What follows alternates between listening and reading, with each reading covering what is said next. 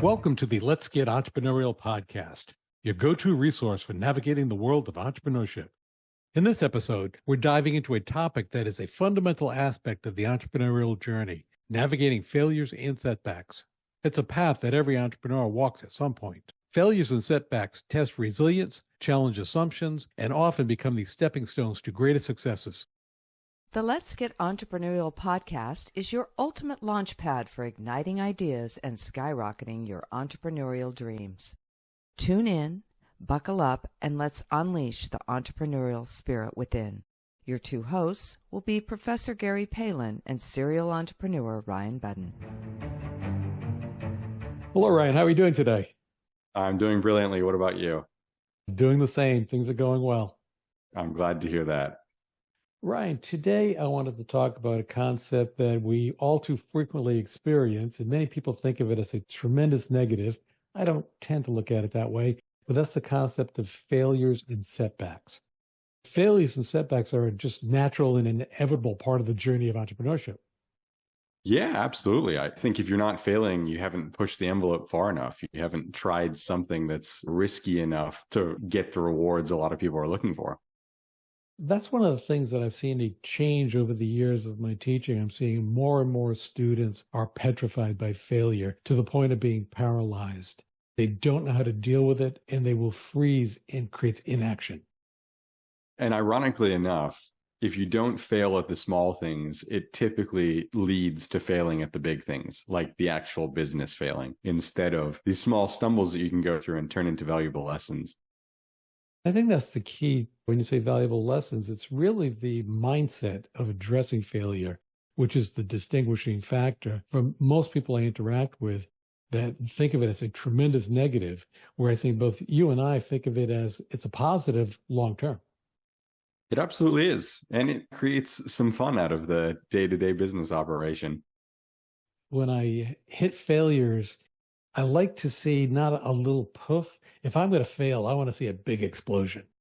Because by failing big means I tried to hit big.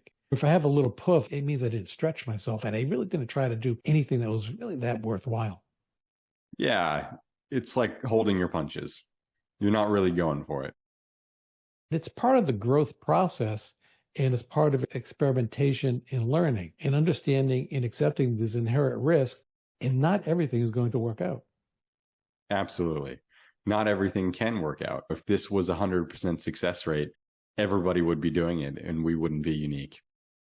I've run across occasionally, I'll run into claimed entrepreneurs, I'll say claimed, that will basically say they never failed. And I call BS on them. Because if they've been in the game long enough, they have failed. I'm thinking more of the terms of a business startup that just didn't make it and you had to close it down without an exit, without cashing out. I would view that as a failure in entrepreneurship. Anybody that has done multiple businesses, there's always that story somewhere in there. Of course. I've definitely experienced that. Those usually make the best stories, by the way. Yeah, they typically do. The successes are fun, but the failures are a little more juicy to talk about. There's a myth around entrepreneurship of this perpetual success. The media will portray all the Uber successes, the rocket ships that succeeded wildly, but the general public that's not experienced doesn't understand the failures. Many successful entrepreneurs will credit their failures as a key stepping stone to their success. I don't know this factually, but I'd be really surprised if any of the unicorn founders that are so popularized in the media don't have a trail of failures before they get to that one unicorn company. Failure teaches you resilience. That is a key attribute for any successful entrepreneur. Oh, without a doubt. We've covered that in other podcasts, but resiliency is a cornerstone. It is not an easy game. Having that resilience is really what's going to separate you from the herd. Now, I always like to bring in some type of story or an example for the topic. This is one that we haven't spoken about. It's one of my all-time favorites from a failure perspective, combining with resilience, is Colonel Sanders and the birth of KFC. I don't know if you know much about his story. I do not. He was rejected over 1,000 times, restaurants turning him down, trying to franchise his Kentucky Fried Chicken. Interesting. I didn't know that. And he persisted, and his recipe eventually became the KFC franchise and a global brand. he was, I believe, in his upper 60s when he hit that, when people started to accept it. Oh, that's a good one. I really like to think about Richard Branson and the Virgin brands. Maybe it's because he does a lot of talking about it, but how many Virgin brands he has launched that have been utter failures. And then we now know the really big successes and what has made Richard Branson incredibly famous, wealthy, and the Virgin brands are everywhere. Those are great lessons of embracing the failure, being resilient, and continually moving forward and learning from that and growing from that. Mm-hmm. That's exactly right. There's a mental impact on failure, and I think this is the big obstacle that many people face. You have to understand the emotional toll of failure. Understand that the feelings are normal responses to losses and failures. You should acknowledge them. Don't brush them aside, but you have to keep taking that step forward. I think I've learned that lesson, but I still find it very difficult to talk about because other people impose their feelings about that failure onto you. Sometimes that can be really stressful. It makes it difficult to talk about. Yes, unless you're talking to an entrepreneur that has failed multiple times, and which is one of the reasons you bond with that person, because they can truly understand. Yeah, without a doubt. We've talked a lot about the importance of community, but this just goes to highlight that. Who you talk to and who your backup is and who you're able to tell these things to, knowing that you're not going to get judged and get that support is really important. We've had discussions offline, and I think some of the funniest stories I have is about things that blew up. Even with the current work we're doing with the Janus assessment, some of the mistakes we made, you have to look at it from a humor perspective, learn from that, and move forward. Yeah, Janus is really a good example of that. Not that we've really had major failures, but we've definitely had some banging the head against the wall moments. There were some setbacks and stumbling blocks for sure. We both had the attitude of keep moving forward, let's resolve it. Mm-hmm. And really, right now, we're releasing an amazing product that we're fine-tuning, and it's super fun. Yes, definitely. That's one of the things or areas of entrepreneurship that I enjoy the most. Absolutely. Ryan, before we continue with today's topic, we're diving into the Janus Entrepreneurial Report. What makes this assessment so unique? Well, Professor Palin, the Janus Entrepreneurial Report is a game changer. It's not just another test. It's a comprehensive tool that evaluates your entrepreneurial leanings. It's like having a personal coach for your career. That's fascinating. How can someone benefit from using the Janus Entrepreneurial Report? It's a great question. The Janus Entrepreneurial Report helps individuals identify their tendencies in terms of entrepreneurship. It's not about getting a high score. It's about gaining valuable insights to enhance your entrepreneurial skills. So it's not just for seasoned entrepreneurs? Exactly. Whether you're starting your own business or aiming for a leadership role in your career, the Janus Entrepreneurial Report offers actionable insights for your personal and professional growth. Impressive. How can our listeners get started with the Janus Entrepreneurial Report? It's easy, Professor Palin. Just visit profspirit.com and take the assessment. It's a small investment and a potentially massive return. Well, there you have it. The Janus Entrepreneurial Report is a valuable tool for anyone looking to boost their entrepreneurial skills. It's a game changer, and I encourage everyone to go check it out. There's a link to access the Janus Entrepreneurial Report in this episode's description as well.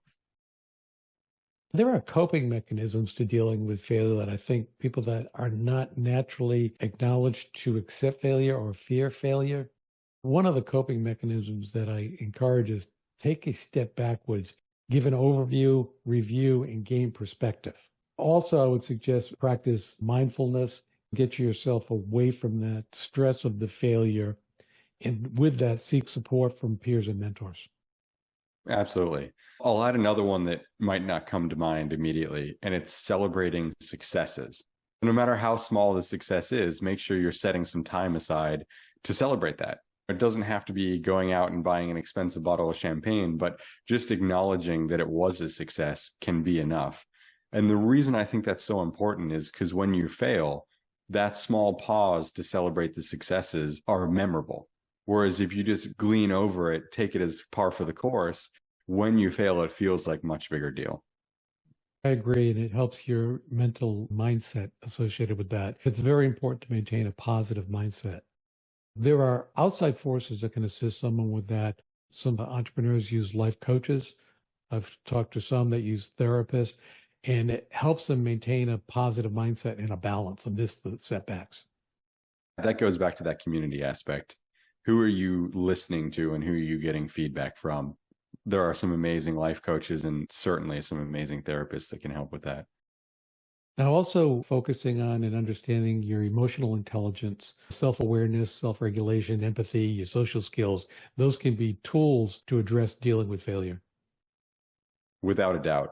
Emotional intelligence really stands out to me in the list you just named, because having that awareness and that understanding is what's going to allow you to move past it and not really get hung up in that feeling. And a key also is individuals very often obsess with the short term, where the more successful entrepreneurs I've dealt with view the long term, the impact and growth. Instead of seeing a roadblock in front of them, they see a speed bump in the same scenario, and they just keep moving forward where they'll slow down, but they're not letting that speed bump stop them. In the same scenario, some people view it as a brick wall and will stop. That's exactly right. Seasoned entrepreneurs can do that because they have the proverbial toolbox. They've seen similar problems before, experienced similar roadblocks. They know how to get to the other side. Whereas the unseasoned entrepreneur can get to that roadblock and not have an understanding of how to get over that wall. That's where mentors can be very helpful. Exactly. Mentors, friends, learn from their mistakes. You don't have to hit every single stumbling block along the way. It's nice to know where the minefield is as you're moving forward from someone who's already traversed that minefield. It's also something that, for me, I thought I was the only person that had ever gone over those hurdles. And when you talk to other entrepreneurs, it might not be the exact same hurdles, but they've certainly gone over to similar ones and can help you with that. Basically, that long-term focus helps you overcome the obstacles or the hesitancy on moving forward. An overarching thought is failure is a very powerful teacher. It certainly is. I also advise individuals when they run into setbacks or failures to do a critical analysis of the failure, because truly understanding what happened and why it happened can help you in moving forward. The next time you're dealing with something similar, you've developed that mental history. Ray Dalio has written a couple great books, and he talks about that a lot. The internal formula that you can have by doing analysis of situations, whether it's positive or negative, he talks a lot about. Analyzing that can lead to the same results over and over again and not taking it for granted. And another area that I encourage individuals to develop, because it's not natural for everyone, and I see this very much with my students, is the ability to receive constructive feedback. Many of my students, I have to actually teach them how to receive feedback because they view it as a negative and an attack. Constructive feedback is brought about to help someone identify obstacles and to grow from that. That's a mindset. Constructive feedback is awesome. It is. It's also a great lesson to learn how to give constructive feedback, to make sure that you're able to point things out that could be done better or done differently without hurting the person's feelings or bringing them down. Definitely. A self-reflection and accountability for your actions is very important. You have to own it. If something didn't go wrong, own it. Yep. Don't deflect the blame on someone else. Nobody likes that. Always when you're the person doing it, it seems like you're going to get away with it, and somehow it's so obvious to those around you. I think of the Scarecrow and the Wizard of Oz. If you recall the scene where Dorothy first came upon the Scarecrow, she asked for directions and he kept pointing in different directions. When someone is blaming other people, I think of the Scarecrow pointing at everyone else but themselves. That's funny. Yes, I do remember that scene. Yes, that witch scared the hell out of me when I was a kid, by the way. Another area, too, that we've done an entire podcast about when you're dealing with setbacks and failure is the concept of pivoting. I encourage individuals to go back to the podcast episode that we did about pivoting and understand that that's a key issue to overcome those setbacks and failures. And by redirecting, you could be redirecting yourself to the big home run that you're looking for. Yeah, and turning a big loss into a small loss. You can salvage the good parts of what's going on without packing up and turning away. Excellent. Are there any other thoughts that you have on failures and setbacks before we wrap up? I would just say the analysis part is key for me. Make sure you understand what went wrong so you don't repeat it in the future. Definitely. I would finish with persevere, adapt, and continue pursuing your passions despite the setbacks. Perfect. Sounds like a game plan. Let's get entrepreneurial. Let's get entrepreneurial. As we wrap up another episode of the Let's Get Entrepreneurial podcast, we extend our gratitude for your presence and attention. Your dedication to the entrepreneurial spirit fuels our passion for creating this podcast. Check out profspirit.com to discover resources and courses designed specifically for innovators like you. Stay on the cutting edge by following us on Spotify, Apple Podcast, YouTube, and other platforms as it is released.